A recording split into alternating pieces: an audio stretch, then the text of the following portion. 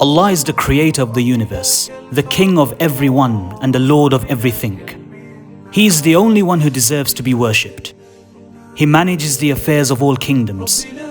He commands and forbids, creates and provides, gives life and death, raises and lowers people, alternates night and day, and alternates victory and defeat amongst nations, so that one nation rises and another falls.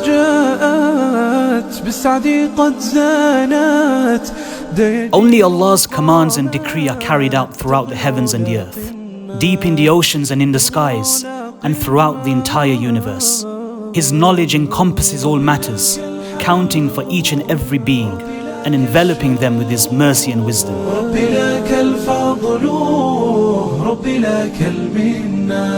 He hears all voices in their different languages, and with their varied requests and pleas.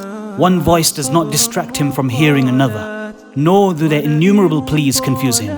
The pleading of the needy beggars knocking at His door does not aggravate Him, nor do their questions annoy Him. He sees all things, the visible and invisible. He sees the black ant crawling across a solid black rock in a pitch dark night. No matters are hidden from Him, nor are secrets withheld from Him. He has knowledge of all that has occurred and all which has yet to occur.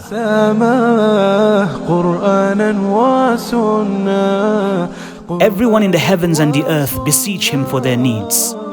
Every day He attends to His creation. He forgives sins, eases difficulties, and relieves distress.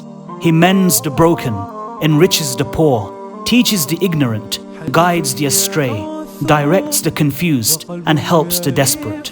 He frees the captive, feeds the hungry, clothes the naked, and cures the sick. He accepts the repentance of the one who repents, and rewards the one who does good. He aids the oppressed, and humbles the tyrant. He conceals faults and calms fears.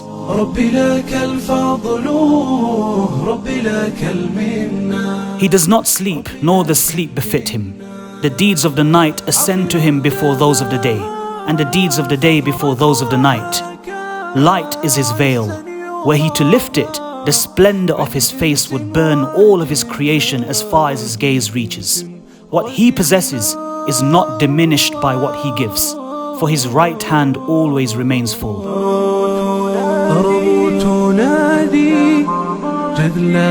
On the day of judgment, the whole earth will be enclosed in a single grip of His hand, and all the heavens will be rolled up in His right hand. Then He will shake them and say, I am the King, I am the King. It is I who created the world out of nothingness, and I who will return it to how it was.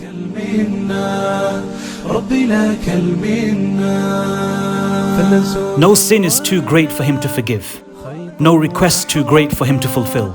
We're all in His heavens and on His earth, from the beginning to the end of His creation. Mankind and jinn alike were to be as pious as the most pious amongst them. This would not increase His sovereignty in the slightest. And if they all, from the beginning to the end of His creation, mankind and jinn alike, were to be as sinful as the most sinful amongst them, this would not decrease His sovereignty in the slightest.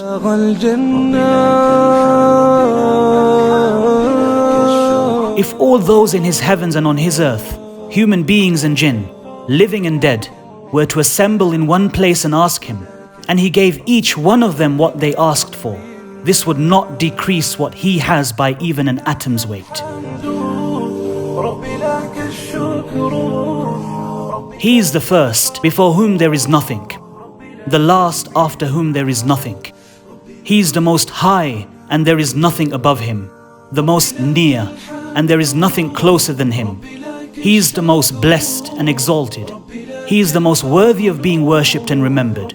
He is the most deserving to be thanked and praised. He is the most compassionate of kings, the most generous of those who are asked, the most forgiving of those who have power, and the most just of those who take revenge.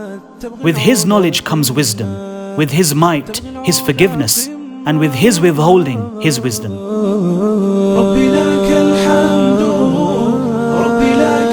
None obeys Him except by His permission. None sins except by His knowledge. When he is obeyed, he is appreciative. When disobeyed, he overlooks and forgives. His anger is always just. Every punishment from him is just, and every blessing from him is a favor. He is the closest witness and the nearest protector.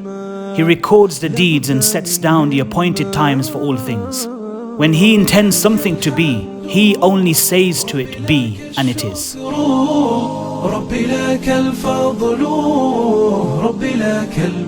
He is the king who has no partner, the unique who has no rival, the perfect master who has no companion or child. He is the independent who has no helper. Everything will perish except his face. Every kingdom falls except his kingdom. Every grace except his has its limit.